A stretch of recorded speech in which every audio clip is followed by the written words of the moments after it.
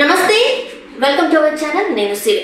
కొద్ది రోజుల క్రితం చూస్తున్నట్టయితే ఏపీలో వాలంటీర్లకి అంటే పోలింగ్ బూతుల దగ్గర ఇలాంటి ప్లేసెస్ అంటే పోలింగ్ కి దూరంగా ఉండాలని చెప్పేసి ఎన్నికల సంఘం ఆదేశించింది. కానీ ఇప్పుడు మాత్రం మంత్రి ధర్మాన గారు కొన్ని వ్యాఖ్యలు చేస్తున్నారు. అవేంటంటే పోలింగ్ బూతులలో ఏజెంట్లుగా వాలంటీర్లు కూర్చోవాలని చెప్తున్నారు. అయితే ఈ కథ వెనకాల అసలు ఏం జరిగింది మనకు క్లుప్తంగా వివరించడానికి మనతో పాటు ఉన్నారు ప్రముఖ రాజకీయ విశ్లేషకులు రాజేష్ అప్పసాని గారు. నమస్కారం సార్. నమస్తే సార్. ఇప్పుడు చూస్తున్నట్టయితే మొన్న చూసాం ఎన్నికల సంఘం ఏం చెప్పిందంటే వాలంటీర్లకు అసలు స్థానం లేదు ఎన్నికల సమయంలో పోలింగ్ బూతుల దగ్గర అని చెప్పేసి. కానీ ఇప్పుడు చూస్తుంటే మంత్రి ధర్మాన గారు ఏం చెప్తున్నారంటే ఏజెంట్లుగా పోలింగ్ బూతుల దగ్గర వాలంటీర్లు కూర్చోవాలి అని. అసలు దీని వెనుక కథ ఏంటి సార్?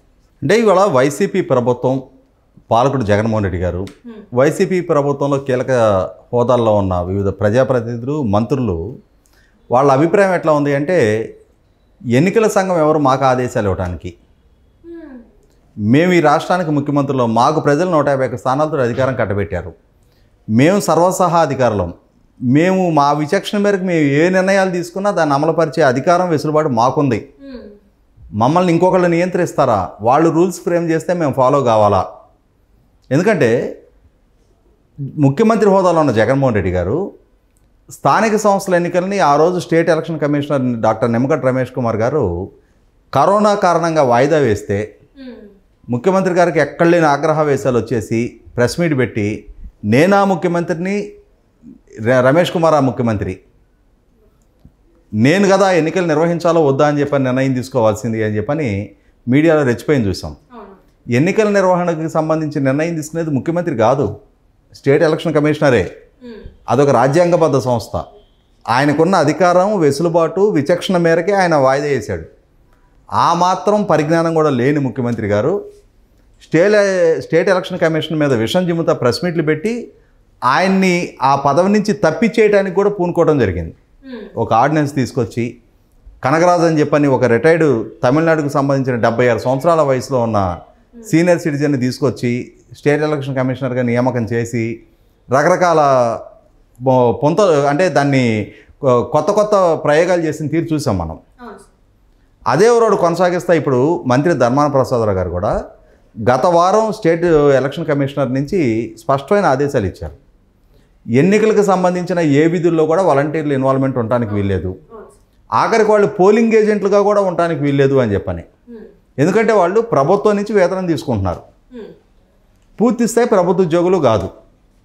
కానీ ప్రభుత్వం నుంచి వేతనం తీసుకుంటూ లబ్ధిదారులుగా ఉన్నారు కాబట్టి వాళ్ళు రేపు పోలింగ్ ఏజెంట్లుగా కూర్చున్నా సరే కూర్చోడానికి వీల్లేదు. ఎట్లయితే ప్రభుత్వ ఉద్యోగులు, పోలింగ్ ఏజెంట్లు రాజకీయ కార్యకలాపాల్లో పాల్గొనకూడదు, వీళ్ళు కూడా ప్రభుత్వం నుంచి వేతనం పొందుతున్నారు కాబట్టి పాల్గొకూడదు అని చెప్పని ఆదేశాలు ఇచ్చారు. అయినా సరే నిన్న మంత్రి ధర్మాన ప్రసాదరావు గారు ఏం చెప్తాడంటే వాలంటీర్లని మీరు ఏజెంట్లుగా ఉండాలి. ఇప్పుడు కొత్తగా ఒక వెసులుబాటు ఏం తీసుకొచ్చారంటే ఈ ఎన్నికల నుంచి 80 సంవత్సరాల పైబడిన కురువృద్ధులు వాళ్ళు పోలింగ్ బూత్కి వచ్చి ఇక్కడ ఈ క్యూల్లో నిలబడి ఇంత ప్రహసనం, వాళ్ళు ఫిజికల్గా ఈ ఏజ్లో ఇబ్బందికరం కాబట్టి వాళ్ళని మీరు ఇళ్ల దగ్గరే ఓటు వినియోగించుకోవడానికి ఈ ఎన్నికల నుంచి వెసులుబాటు తీసుకొచ్చారు. ఫిజికల్లీ హ్యాండిక్యాప్డ్ వాళ్ళకి కూడా, దివ్యాంగులకు కూడా. దాని మీద నేను ధర్మాన ప్రసాదరావు గారు ఏం చెప్తారంటే మీరు ఈ కురువృద్ధులు ఎవరైతే ఉన్నారో వాళ్ళందరూ మన ప్రభుత్వం నుంచి వృద్ధాప్య పింఛన్ తీసుకుంటున్న లబ్ధిదారులే కాబట్టి వాళ్ళని మన పార్టీకి అనుకూలంగా ఓటు చేయించండి. అంటే వాళ్ళకి విచక్షణ, వాళ్ళు ఎవరికి ఓటు వేయాలి ఇక ఏం లేవు. వాలంటీర్లు వీళ్ళే డిక్టేట్ చేసేస్తారు టర్మ్స్ మొత్తం. అట్లాగే మనకి పడదు అనుకున్న ఓటు ఎవరైనా ఉంటే వాళ్ళని పోలింగ్ బూత్కి రానివ్వద్దు. అంటే ఇది డెమోక్రసీ, ఎవరి వ్యక్తిగత అభీష్టం మేరకు వాళ్ళు ఓటు వేసుకుంటారు. ఇది ప్రజాస్వామ్యంలో మనకి అవకాశం దక్కింది, ప్రజలు ఇచ్చిన అవకాశం మనకి ఇది అనేది మర్చిపోయారు. వీళ్ళకి ఒకసారి ప్రజలు అధికారం కట్టబెట్టారు కాబట్టి వీళ్ళు ఒక నియంత్రణతో పోగొడబోతూ ఉన్నారు. ఎలక్షన్ కమిషనర్ని ధిక్కరిస్తూ ఉన్నారు, వీళ్ళే రూల్స్ ఫ్రేమ్ చేస్తూ ఉన్నారు. అంటే ప్రభుత్వ పథకాల సంక్షేమదారులు వీళ్ళకి ఓట్లు వేయాలి. మరి గత ప్రభుత్వం సంక్షేమం అమలుపరచలేదా? కానీ మీకెందుకు ఓటేశారు ఆ రోజున ప్రజలు? ఆ ప్రభుత్వం కన్నా మీరు మెరుగైన పరిపాలన అందిస్తాము అని చెప్పి నమ్మకం కలిగించారు కాబట్టి మీకు ఓటేశారు. ఇక్కడ ఇంకొకటి డౌట్ ఏంటంటే మనం కొన్ని రోజుల నుంచి చూస్తున్నాం దొంగ ఓట్లు. సో ఈ దొంగ ఓట్లు కూడా వేయించే అవకాశం ఉందని కూడా మనకు అనిపిస్తుంది. ఎందుకంటే మనం చూస్తున్నట్టయితే చాలా దొంగ ఓట్లు లేని వాళ్ళకి కూడా వాళ్ళ పేరుని యాడ్ చేసేసి దొంగ ఓట్లు వేసింది మనం చూసాం. సో మళ్ళీ ఇదే పద్ధతిని పాటించేలాగా చేయాలని చెప్పేసి వీళ్ళు అనుకుంటున్నారేమో అని చెప్పి ప్రజలు కూడా అనుకుంటున్నారు. సో ఇందులో వాస్తవం అంటారా సార్? మరి ఇక్కడ 100% ఎన్నికల వ్యవస్థను అపహాస్యం పాలు చేయడం కోసమే అధికార పార్టీ పూర్తి ప్రయత్నాలు చేస్తుంది. ఎందుకంటే వాళ్ళు స్థానిక సంస్థల ఎన్నికలను ఎట్లా నిర్వహించారో చూసాం మనం. పోలీస్ డిపార్ట్మెంట్ని ప్రయోగించి అన్ని వ్యవస్థలను ఉపయోగపెట్టి ప్రత్యర్థి రాజకీయ పార్టీల నుంచి నామినేషన్ కూడా వేయనీయకుండా బలవంతపు కిడ్నాపులు చేసి బెదిరింపులకు పాల్పడి ప్రలోభాలు పెట్టి డబ్బులు ప్రయోగించి ఇన్ఫ్యాక్ట్ ఇంకా పోలీసుల చేత మీరు నామినేషన్ విత్డ్రా చేసుకోకపోతే మీ మీద గంజాయి కేసులు పెడతాం, మిమ్మల్ని కేసులు పాలు చేసి జైలు పాలు చేస్తామని చెప్పని బెదిరించి ప్రత్యర్థి రాజకీయ పార్టీల నామినేషన్ విత్డ్రా చేయించుకొని బలవంత ఏకగ్రీవాలు చేసుకుని తీరు చూసాం. ఆ చివరికి విసిగి వేశారే కదా ప్రతిపక్ష పార్టీ తెలుగుదేశం పార్టీ స్థానిక సంస్థల ఎన్నికల బాయ్కాట్ చేస్తున్నామని చెప్పని నిర్ణయం తీసుకుంది. కుప్పం మున్సిపల్ ఎలక్షన్ జరిగిన తీరు చూసాం. తిరుపతి పార్లమెంట్ ఎన్నిక జరిగిన తీరు చూసాం. అంటే అక్రమ మార్గాల్లో నేరపూరితమైన చర్యలకు పాల్పడతా, ఒక రకంగా నేరస్తుల కన్నా కూడా దారుణమైన చర్యలకు పాల్పడతా ప్రజాస్వామ్యంలో ఎన్నికను అపహాస్యం పాలు చేస్తున్నారు, ఒక ప్రహసనంగా మార్చారు. తిరుపతి పార్లమెంట్ ఎన్నిక సందర్భంగా అయితే మీకు గుర్తు చేసుకుంటే మనం నకిలీ ఓటర్ ఐడీలు, ఎపిక్ కార్డ్స్, వాటిని నకిలీ ముద్రించారు. ఇవాళ రిజర్వ్ బ్యాంకు ముద్రించే కరెన్సీకి కౌంటర్ఫీట్ కరెన్సీ తయారు చేస్తే పెద్ద నేరం అది. తెలుగు అనే అతను గతంలో స్టాంపులకి నకిలీ స్టాంపులు తయారు చేశాడు, అదొక పెద్ద నేరం, దేశవ్యాప్తంగా కుదిపేసిన కుంభకోణం అయింది. వాటికి ఒక రాజ్యాంగబద్ధ సంస్థ ఎన్నికల కమిషను ప్రజలకు ఇస్తున్న గౌరవప్రదమైన గుర్తింపు కార్డు దాన్ని ఫోర్జరీ చేయటం అంటే కూడా వాటికన్నా తక్కువ నేరం ఎట్లా అవుద్ది? అటువంటి చర్యకి ఉపక్రమించారు వీళ్ళు. వీళ్ళకి సహకరించిన పాపానికి వాళ్ళ ఐఏఎస్ అధికార స్థాయి నుంచి హెడ్ కానిస్టేబుల్ దాకా బోల్డ్ మంది అధికారులు బలిపశువులుగా మారారు. వాళ్ళ విచారణ ఎదుర్కొంటున్నారు, కేసులు నమోదవుతున్నాయి.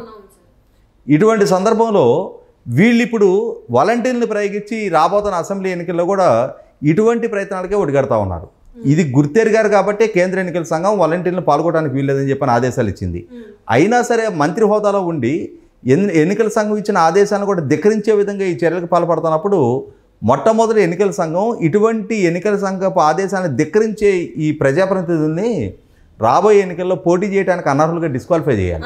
ఎందుకంటే ఇక్కడ ఆల్రెడీ వాళ్ళు చెప్పారు వాళ్ళకి కేంద్రం నుంచి వస్తారు, కేంద్రం నుంచి వచ్చిన తర్వాత స్టేట్ వాళ్ళు వస్తారు. సో వీళ్ళు ఇంత గట్టి చెప్పిన తర్వాత కూడా వీళ్ళ మాటలు ధిక్కరించారంటే ఇది అంటే ప్రజల్ని మభ్యపెడుతున్నట్ట, లేకపోతే వాళ్ళు ఇది అంటే ఒక ఏమంటారంటే ఒక డిక్టేటర్ పాలన లాగానే అనిపిస్తుంది. ఆల్రెడీ అభివృద్ధి చాలా చూసాం, అభివృద్ధి లేకుండా చాలా మంది నిరుద్యోగుల సమస్యలు ఇన్ని ఉన్నా కూడా ఇవన్నీ పట్టించుకోకుండా ఈ రోజు వాలంటీర్లు మీరు ఇక్కడ ఉండండి అంటే జస్ట్ వాళ్ళ మళ్ళీ వాళ్ళ రాజ్యం రావాలి, అదంటే జగన్మోహన్ రెడ్డి ప్రభుత్వం రావాలని కోరుకున్నట్టే అనిపిస్తుంది. కానీ అభివృద్ధి సైడ్ అడుగులు వేస్తున్నట్టయితే కనిపించలేదు. సో దీని మీద యాక్షన్ ఉంటుందంటారా ఉండదంటారా సార్? మరి 100% కఠినమైన చర్యలకు తీసుకోవాలి. ఎందుకంటే పీపుల్స్ రిప్రజెంటేషన్ యాక్ట్ ప్రకారం ప్రజాప్రతినిధులకు ఎన్నికై చట్టసభలకు ప్రాతినిధ్యం వహిస్తూ ఉన్నారు. వీళ్ళు చట్టాలు చేస్తున్నారు, వీళ్ళు చేసిన చట్టాన్ని ప్రజలు పాటిస్తూ ఉన్నారు. అంటే ఇవాళ మనం హెల్మెట్ పెట్టుకొని 2 వీలర్ మీద ప్రయాణం చేయాలి అని చెప్పని ప్రభుత్వం ఒక చట్టం చేస్తే ప్రజలు పాటిస్తున్నారు కదా, దాన్ని ఉల్లంఘించిన వాళ్ళకి ఫైన్ వేస్తున్నారు కదా, అవసరమైతే వెహికల్ కూడా సీజ్ చేస్తున్నారు కదా. మైనరు వెహికల్ డ్రైవ్ చేయకూడదు అని చెప్పని ఒక చట్టం తీసుకొచ్చారు. ప్రజలు దాన్ని మీరితే ఆ వెహికల్ ఆ మైనర్కి ఇచ్చిన తల్లిదండ్రులను కూడా శిక్షిస్తున్నారు కదా. కానీ వీళ్ళు చేసిన చట్టాన్ని ప్రజలు పాటిస్తున్నప్పుడు వీళ్ళు మాత్రం చట్టాలకు అతీతులా? ప్రజలలో నుంచి ప్రజలను పరిపాలించడం కోసం ఎన్నిక కాబడిన వ్యక్తులే కదా వీళ్ళు. ఏం పైనుంచి గ్రహాల నుంచి దిగిరాలేదు కదా, ఏలియన్స్ కాదు కదా వీళ్ళు. మనలో నుంచే మనల్ని పరిపాలించడం కోసం మనం నియామకం చేసుకున్నాం, మనం ఓట్లేసి ఎన్నిక చేసుకున్నాం వాళ్ళని. ఈరోజు వాళ్ళకి అవకాశం కల్పించింది మనం. ఇవాళ మన నెత్తినెక్కి నాట్యం చేయడానికి, సవారీ చేయడానికి, వ్యవస్థను ధిక్కరించడానికి వాళ్ళకి మనం అధికారం కట్టపెట్టలా. చట్టానికి లోబడి రాజ్యాంగానికి బద్దులై పరిపాలన చేయాల్సిన బాధ్యత ఉన్న ప్రజాప్రతినిధులు ఇవాళ ఎన్నికల సంఘం ఇచ్చిన ఆదేశాలను ధిక్కరిస్తున్నప్పుడు ఒక్క క్షణం కూడా వాళ్ళ పదవుల్లో ఉండడానికి వీల్లేదు. వాళ్ళ మీద ఇవాళ సమాజంలో శాంతి భద్రతల సమస్య సృష్టిస్తున్నందుకు, ఇవాళ చట్టాన్ని ధిక్కరించమని చెప్పని ఇవాళ కొన్ని వర్గాల ప్రజల్ని ఎంకరేజ్ చేస్తున్నందుకు మొట్టమొదటి క్రిమినల్ ప్రాసిక్యూషన్కి బాధ్యులాళ్ళు. వాళ్ళని ఎన్నికలో పాల్గొనకుండా అనర్హులుగా డిక్లేర్ చేయాలి. కొంతమంది మీద కనుక అటువంటి కఠిన చర్యలకు సిద్ధపడినప్పుడు మిగిలిన వాళ్ళకు కూడా బుద్ధి వస్తుంది. చట్టానికి బదులై ఉండకపోతే ఈ పరిణామాలు పరిస్థితులు ఎదుర్కోవాల్సి వస్తుందని చెప్పిన భయం ఏర్పడుతుంది. ఇవాళ భయం లేక బరితెగిస్తూ ఉన్నారు వీళ్ళందరూ. ఆ భయాన్ని రుచిపించాల్సిన బాధ్యత ఎలక్షన్ కమిషన్ మీద ఉంటుంది. ఆ దిశగా అడుగులు వేస్తారని చెప్పని ఆంధ్రప్రదేశ్ రాష్ట్రంలో పారదర్శకంగా ఫ్రీ అండ్ ఫెయిర్ ఎన్నిక జరగడానికి ఎన్నికల సంఘం కట్టుదిట్టమైన చర్యలు తీసుకుంటుందని ఆశిద్దాం. Right sir, right, thank you so much sir.